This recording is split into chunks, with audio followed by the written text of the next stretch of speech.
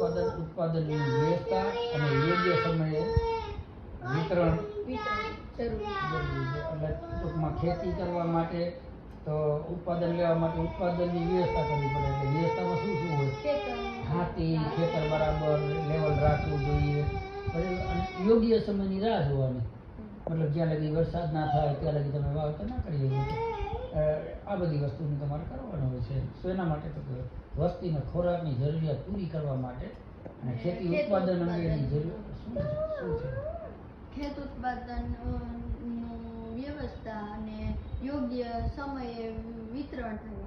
હા, વિતરણ યોગ્ય સમય તમે એનું વાવણી કરો એટલે વિતરણ કહેવાય. કોઈ પણ આપણે નથી આવા બધા પ્રસાદી વિતરણ કરી દઉં એમાં આપણે દાણા વિતરણ કરી દેવાના. યોગ્ય સમય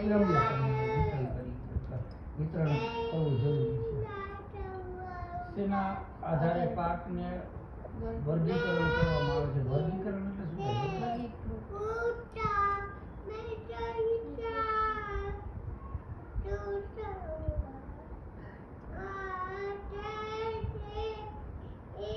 જે ઋતુ પ્રમાણે આપણે પાક લઈએ છીએ, જેમ કે અત્યારે મગફળી કપાસ લીધો હોય બરાબર છે, તો તેના આધારે તેનું વર્ગીકરણ કરવામાં આવે છે. એટલે ટૂંકમાં જો કપાસ હોય તો એને રૂ વીણવા માટેનું હોય છે, પછી ઘઉં હોય તો એને હાર્વેસ્ટરથી હોય છે, મગફળી હોય તો એને ઓપનર દ્વારા હોય છે.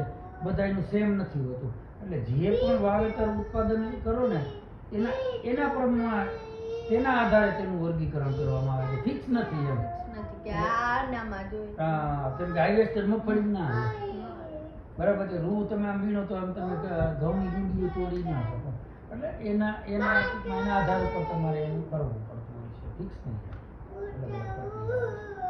ભારતમાં પાકને ઋતુના આધારે કેટલા ભાગમાં વર્ગીકૃત કરવામાં આવે છે? કયા કયા?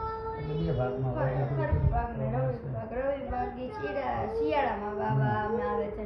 રવિ પાક ખરી પાક ને ઉનાળામાં આવે ને રવિ પાક ચોમાસામાં આવે. ખરી પાક જો ને ચોમાસામાં રવિ પાક જો આપણે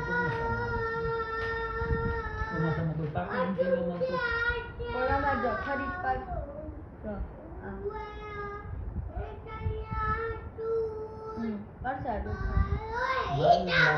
ઉનાળામાં